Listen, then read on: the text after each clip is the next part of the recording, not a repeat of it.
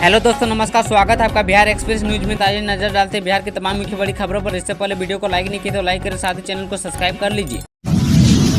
बड़े अंतर से चुनाव हार रहे चिराग पासवान, तेजस्वी यादव का बड़ा दावा। राजद के वरिष्ठ नेता तेजस्वी यादव ने एक बार फिर प्रधानमंत्री नरेंद्र मोदी पर हमला बोला है। बुधवार को चुनाव प्रचार पर निकलने से पूर्व उन्होंने पटना में मीडिया से कहा कि प्रधानमंत्री बुरी तरह से थक चुके हैं। उन्होंने चिराग पासवान और उपेंद्र कुशवाहा को लेकर भी बड़े दावे किए हैं। नेता प्रतिपक्ष तेजस्वी यादव ने कहा कि प्रधानमंत्री रात को पटना आते हैं, उनके आने के बाद कुछ लोगों को बुलाकर विशेष निर्देश दिए जाते हैं। एक सवाल पर तेजस्वी यादव ने कहा कि चिराग पासवान को सबसे पहले हार की मुबारकबाद देना चाहता हूं। हमारे पास जो सूचना आई है उनके अनुसार चिराग बड़े अंतर से चुनाव हार रहे हैं।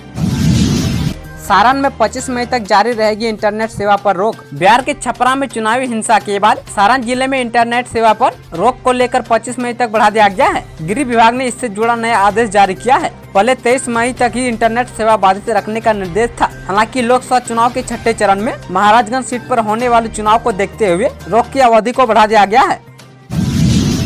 बिहार बोर्ड ने जारी की विशेष और कंपार्टमेंटल परीक्षा के आंसर की। बिहार विद्यालय परीक्षा समिति ने इंटरमीडिएट विशेष व कंपार्टमेंटल परीक्षा 2024 के कला, विज्ञान, वाणिज्यिक संकाय और व्यावसायिक पाठ्यक्रमों का आंसर की जारी कर दी गई है। इन सभी सैद्धांतिक विषयों की परीक्षा में निर्धारित 50% अंकों के वस्तुनिष्ठ प्रश्न पूछे गए थे, जिसमें ओएमआर आधारित उत्तर पत्रकों का प्रयोग सही विषय में परीक्षार्थियों द्वारा किया गया है। परीक्षा समिति ने कहा कि विशेषज्ञों द्वारा सभी विषय के प्रश्नों को आंसर की तैयार किया गया है, जो समिति के वेबसाइट बिहार बोर्ड online.bihar.gov.in पर उपलब्ध है।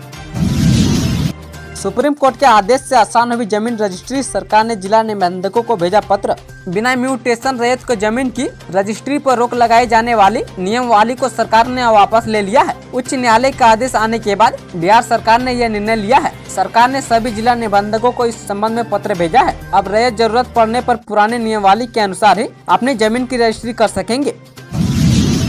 स्मार्ट प्रीपेड मीटर कराएं रिचार्ज, नहीं तो कट जाएगी बिजली। स्मार्ट प्रीपेड मीटर रिचार्ज होने लगा है। 2 मई से चल रही तकनीकी खराबियां दूर हो गई है और बिजली कंपनी उपभोक्ताओं को मैसेज भेजकर 3 दिनों के अंदर मीटर रिचार्ज करने का आग्रह कर रही है। मंगलवार से मैसेज भेजने का कार्य शुरू हो गया है और शुक्रवार से बकायेदारों का बिजली कनेक्शन काटने की योजना बनी है। वह भी काफी कम संख्या में उपभोक्ताओं का कनेक्शन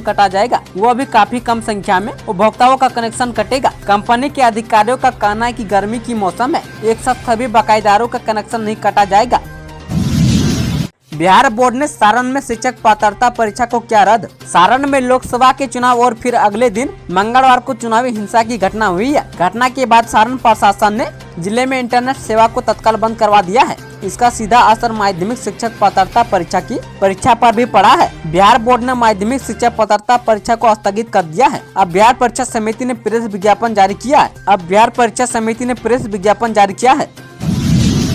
रोहिणी आचार्य के समर्थकों से मिले पप्पू यादव, 25,000 रुपये का क्या मदद। मंगलवार को सारण में चुनावी रंजिश के दौरान हुए गोलीकांड में चंदन कुमार की घटनास्थल पर ही मौत हो गई है, जबकि 2 लोग गुड्डू राय और मनोज राय गंभीर रूप से घायल हो गए हैं। घायलों का इलाज पीएमसीएच में चल रहा है। वहीं बुधवार को पप्पू यादव उन घायलों से मिलने पीएमसीएच पहुंचे, जहां उन्होंने घायलों से मिलकर बातचीत की है। इस दौरान उन्होंने घायलों के बेहतर इलाज के लिए दोनों को 25,000 रुपए की आर्थिक मदद की है। इस मौके पर पप्पू यादव ने कहा कि इसके बाद हम सारण जाएंगे। छठे चरण का आज थम जाएगा चुनाव प्रचार। बिहार में लोकसभा चुनाव के छठे चरण की 8 सीटों पर आज चुनाव प्रचार थम जाएगा। इस चरण में वाल्मीकि नगर, पश्चिम चंपारण, पूर्वी चंपारण, शिवहर और वैशाली, गोपालगंज, सिवान एवं महाराजगंज में 25 मई को मतदान होना है। इन सीटों पर आज शाम 5 बजे से चुनाव प्रचार पर रोक लग जाएगी। हालांकि प्रत्याशी डोर टू डोर जाकर अपने पक्ष में मतदान की अपील कर सकेंगे। निर्वाचन आयोग ने मतदान को लेकर तैयारी पूरी कर ली है। वहीं सीएम नीतीश कुमार फिर चुनाव प्रचार पर निकलेंगे और सीतामढ़ी में जनसभा को संबोधित करेंगे। ईरान में अगवा युवक के मामले का विदेश मंत्रालय ने लिया संज्ञान। भोजपुर के युवक को ईरान में बंधक बनाकर व्हाट्सएप के जरिए 2 करोड़ रुपए की फिरौती मांगी जा रही है। बंधक बनाया गया युवक पीरो के सुखरौली गांव निवासी मुंगीलाल शाह का पुत्र गौरव गुप्ता है। झांसे में लेकर युवक को पटना से मुंबई, फिर वहां से दुबई, पाकिस्तान और इसके बाद ईरान ले जाया गया। वहां से व्हाट्सएप के वॉइस रिकॉर्डिंग के जरिए उसके परिजनों से लगातार पैसे की मांग की जा रही है। इस मामले में बेबस परिजनों के द्वारा पीरो के हसन बाजार थाना में अज्ञात के खिलाफ प्राथमिकी दर्ज कराई गई है। साथ ही आरा के सांसद सह केंद्रीय मंत्री आर के सिंह से भी आपात युवक को वापस लाने की मांग की गई है। बिहार के 19 जिलों में होगी झमाझम बारिश, 5 दिन सताएगी आंधी। पटना समेत आसपास इलाकों में बादलों की आवाजाही बनी रहेगी। कुछ स्थानों पर तेज हवा के साथ मेघ गर्जन व छिटपुट वर्षा की संभावना है। वहीं उत्तरी भागों के 19 जिलों में गरज तड़क के साथ भारी वर्षा व मेघ गर्जन और वज्रपात को लेकर चेतावनी जारी की गई है। वहीं तापमान में 4 दिनों तक विशेष बदलाव के आसार नहीं है।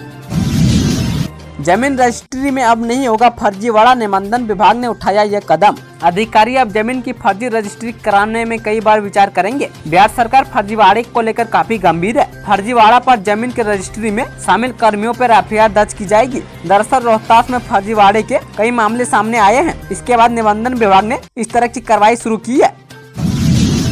बिहार में शिक्षकों को मिली राहत। बिहार शिक्षा विभाग की ओर से अलग अलग निर्देशों को लेकर लगातार सामने आ रहे पत्रों से खलबली मची है। इसमें कुछ पत्रों को फर्जी भी बता दिया जा रहा है। अभी एक पत्र सोशल मीडिया के जरिए सामने आया है, जिसमें शिक्षकों को सुबह 5:45 तक स्कूल पहुंचने के लिए निर्देश दिया गया था। मुंगेर समेत कुछ जिलों से ऐसा निर्देश वाला पत्र सामने आया था। हालांकि अब विभाग ने इसका खंडन किया है। पत्र के आधार पर मीडिया में खबरें चली तो बरियारपुर बीईओ ने इसे फर्जी बताते हुए बुधवार को पत्र जारी किया है। अतः उक्त वायरल पत्र को सिरे से खारिज कर एवं फर्जी घोषित किया जाता है। हालांकि यह पहला मामला नहीं है, पहले भी इसी तरह की घटना सामने आ चुकी है। एक बार फिर पत्र को फर्जी करार दिया गया है।